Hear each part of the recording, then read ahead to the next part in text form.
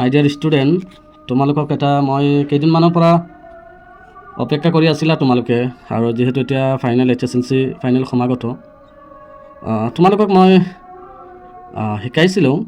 আজি এটা এইটো 2026 চনৰ এই 26 বৰ্ষত অহাৰ সম্ভাৱনা বেছি, মানে 100% আহে। প্ৰত্যেক বছৰতে তোমালোকে HSLC ফাইনেলৰ কুৱেশ্যনত দেখিবা যে টেন্স এটা আহিব। টেন্স অৰ্থাৎ মাজি, মোজাৰে, আমৰ। মই ইয়াত লিখি দিছোঁ, চোৱা। মাজি মানে অতীতকাল, মোজাৰে বৰ্তমান ভৱিষ্যৎকাল, আৰু আমৰ মানে আদেশ বা উপদেশ। তোমালোকে জানাই, মই বুজাই দিছিলোঁ। তো এইটো গ্ৰামেটিকেল হিচাপত অলপ দীঘলীয়া হ'ব, কিন্তু মই গ্ৰামেটিকেল হিচাপত নহয়, মোৰ কেইটামান টিপছ দি আছোঁ। মানে টেন্স যেতিয়া আহিব পৰীক্ষাত, অৰ্থাৎ এনেকুৱা বাৰ আহিব। মই কেইটামান বাৰ ইয়াত লিখি দিছোঁ, আৰু পইণ্টকেইটাও লিখি দিছোঁ ছাইডৰ ফালে, তোমালোকে চাই আছা। তো এনেকুৱা বাৰবোৰ তোমালোকে হয়তো মাজি আহিব, মোজাৰে খালী থাকিব, বা মোজাৰে যদি আহে আমাৰ খালী থাকিব, তোমালোকে পূৰ কৰিব লাগিব। এনেকুৱা খালীটাই নিচিনা আহে টেন্সবোৰ চেঞ্জ কৰা মানে। তো গতিকে তোমালোকে মাজি কেনেকৈ গঠিত হয়, মোজাৰে কেনেকৈ গঠিত হয়, এইখিনি জানাই নিশ্চয়। ইয়াৰ ভিতৰত মই কেইটামান টিপছ দি আছোঁ, যদি আহে বা কেনেকৈ বনাবা। এতিয়া চোৱা, ইয়াত মই দিছোঁ এটা বাদ লিখিছোঁ, তোমালোকে দেখা পাই আছা, যিটো হ'ল দাখালা। মানে ধৰি লোৱা এইটো দাখালাটো যেতিয়া আমি মোজাৰে বনাওঁতে কি লাগিব, তোমালোকে ইয়াৰ লগতে আৰু এটা কথা জানিব লাগিব। মাজিৰ পৰা মোজাৰে গঠিত হয়, মোজাৰে পৰা আমৰ গঠিত হয়। এই দুটা কেতিয়াও নহয়, মাজিৰ পৰা মোজাৰে বনাব লাগিব, আৰু মোজাৰে পৰা আমৰ হয়। তো গতিকে এতিয়া আমি যিহেতু মাজি আছে, মোজাৰে বনাব লাগিব। যেতিয়া আমি মাজি শব্দটো মোজাৰেত আনিম, তোমালোকে জানা যে আলামতে মোজাৰে 4টা, আলিফ, তা, ইয়া, নুন, এই 4টা বৰ্ণৰ সহায় ল'ব লাগিব। যেতিয়া আমি আলামতে মোজাৰে বনাম, তেতিয়া আমাৰ এই 4টা বৰ্ণৰ প্ৰয়োজন হয়। গতিকে এইখিনি ফিল আপ কৰোঁতে, বা যদি আমি মোজাৰে যেতিয়া বনাম, এই 4টা বৰ্ণৰ সহায় ল'ব লাগিব। ধৰি লোৱা ইয়াত দাখালা যেতিয়া আমি ছেইম লিখিলোঁ, চোৱা তোমালোকে, দাল, খা, লাম। মোৰ প্ৰিয় ছাত্ৰ ছাত্ৰীসকল অলপ লক্ষ্য কৰিবা, মই ইয়াৰ পৰা এটা ধৰি লোৱা ইয়াতো লৈ আহিছোঁ, ইয়াতো লগাই দিছোঁ। এয়া চোৱা, আলামতে মোজাৰে মাজিৰ প্ৰথমত বহে। যেতিয়া আমি মোজাৰে বনাম, মোজাৰে ছেইম মাজিৰ শব্দটো ছেইম বহাম, আৰু কি কৰিম যে আলামতে মোজাৰে ইয়াৰ পৰা যিকোনো এটা বৰ্ণ আগত বহাই দিম। বাছ, তেতিয়া আমাৰ কি হৈ যাব, মোজাৰে হৈ যাব। এতিয়া আমাৰ চোৱা, দাখালা, ইয়াত খোলো হৈ গ'ল, যিহেতু ডালটো চাকিন হৈ গ'ল। এতিয়া আমি কি কৰিম, মোজাৰে হৈ গ'ল, আমৰ বনাব লাগিব। গতিকে আমি আমৰ বনাওঁতে ছেইম লিখিলোঁ, দাল, খা আৰু লাম। আৰু এই যেতিয়া আমি মোজাৰে পৰা আমৰ বনাম, তেতিয়া আলামতে মোজাৰে যিটো থাকিব, ধৰি লোৱা ইয়াত ইয়া আহিছে, বাছ ইয়াত কেঞ্চেল হৈ যাব, আমৰত ইয়া নবহে, আমি চিধাকৈ এটা আলিফ লগাই দিছোঁ। বাছ, দাখালা, ইয়াত খোলো, উদখল হৈ গ'ল। বাছ, এতিয়া ধৰি লোৱা আমি ইয়াৰ পৰা ইয়া লগাইছোঁ, সেই আলামতে মোজাৰে হৈছে।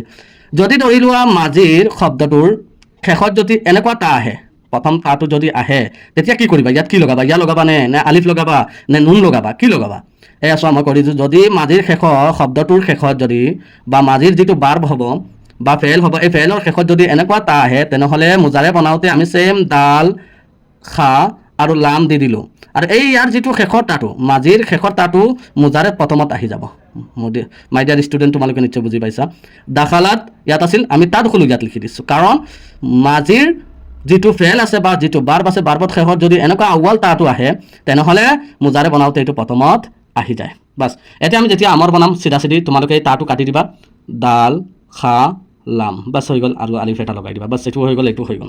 বাছ, এতিয়া আহা ছেকেণ্ড পইণ্টটো আছিল, যদি ধৰা মাজিৰ যিটো ফেল বা যিটো বাৰ্বৰ যদি প্ৰথম বৰ্ণটো যদি আলিফ হয়, বা প্ৰথম কালমাটো যদি আলিফ হয়, তেনেহ'লে তোমালোকে মোজাৰে বনাওঁতে ছেইম লিখিবা, আলিফ, খা, জাল, লগত ইয়া এটা আনি লগাই দিবা। ইয়া আলিফৰ আগত ইয়া লগাই দিবা। এনেকৈ ইয়াত আছিল আখাজা, ইয়াত লিখিবা ইয়া খোজো, বাছ, ইয়া খোজো লিখি ল'বা। যেতিয়া আমি কি বনাম, আমৰ বনাওঁতে ছেইম, আমাৰ ইয়াতো কাটি যাব আৰু আলিফটোও কাটি যাব, কাৰণ ইয়াত অকলে খা আৰু জাল লিখিম।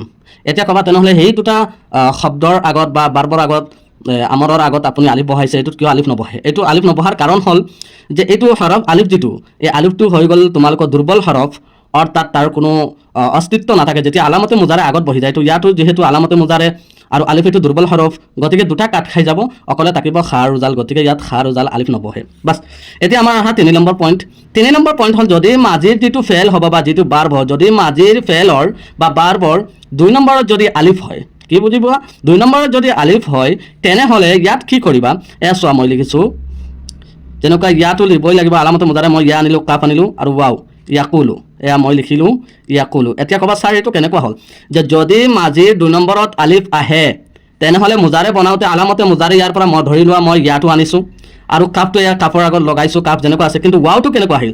যদি ধৰা মাজিৰ যিটো ফেলত যদি 2 নম্বৰত আলিফ আহে, মোজাৰে বনাওঁতে এই আলিফটোৰ সলনি ৱাও আহি যায়, আলিফটো নাহে। মাই ডিয়াৰ ষ্টুডেণ্ট, তোমালোকে এইটো লক্ষ্য কৰিবা। যদি ধৰা 2 নম্বৰত আলিফ আহিছে, তেনেহ'লে মোজাৰে বনাওঁতে 2 নম্বৰ আলিফৰ সলনি ৱাও আহে। বাছ এইটো। এতিয়া বাছ আমাৰ কালা ইয়াকুলু অৰ্থাৎ হেৰি হৈ গ'ল, মোজাৰে বনি গ'ল। এতিয়া মোজাৰে পৰা আমৰ কেনেকৈ বনাম? তোমালোকে চিধা চিধি ইয়াতো যিহেতু আলামতে মোজাৰে এইটো কাট খাই যাব আমৰ কাৰণে, ৱাও এইটো দুৰ্বল হৰফ হৈ যায়। যিহেতু দুৰ্বল হৰফ লোপ পায় আমৰ যেতিয়া বনাম, এতিয়া ৱাও কাটি যাব, ইয়াও কাটি যাব, থাকিব আমাৰ কাফ আৰু লাম। কি হ'ব? কুল। ইয়াত আমি আলিফ নবহাওঁ, কাৰণ ইয়াত ইয়াও কাট খাইছে আৰু এই দুৰ্বল হৰফ আহি গ'ল কাৰণে এও কাট খাই গ'ল, ৱাও কাট খাই গ'ল, গতিকে এইটো নাহে।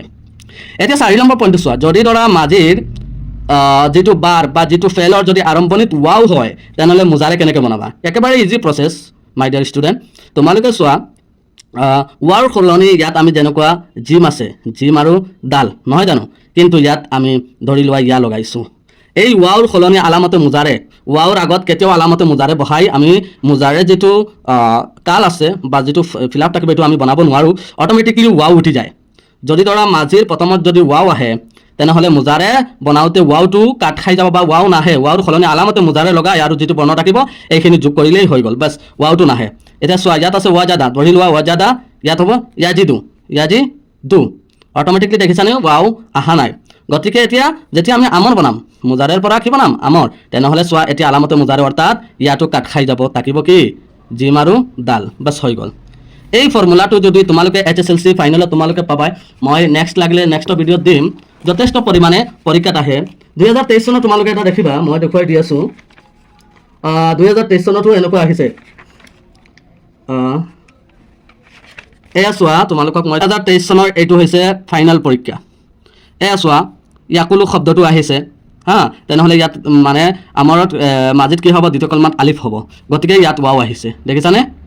আৰু এয়া চোৱা, আলিফটো প্ৰথম কলিমাত আলিফ আহিছে, গতিকে ইয়াত ইয়া সাজু, আৰু ইয়াত অনলি ফৰ খা আৰু জাল, গতিকে ইয়াত আলিফো কাট খাইছে, ইয়াও কাট খাইছে। ছেইম তেনেকুৱা এনেকুৱা আহে, এইবোৰ তোমালোকে চাই ল'বা, এইটো আহিব ছেইম।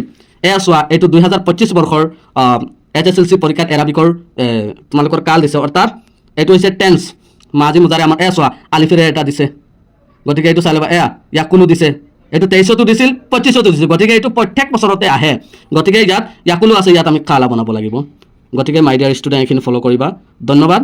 আৰু তোমালোকে অলপ এইকেইদিন মনোযোগেৰে পঢ়া আৰু ধুনীয়াকৈ পৰীক্ষা দিয়ে, সেইটো মই কামনা কৰিছোঁ। ধন্যবাদ।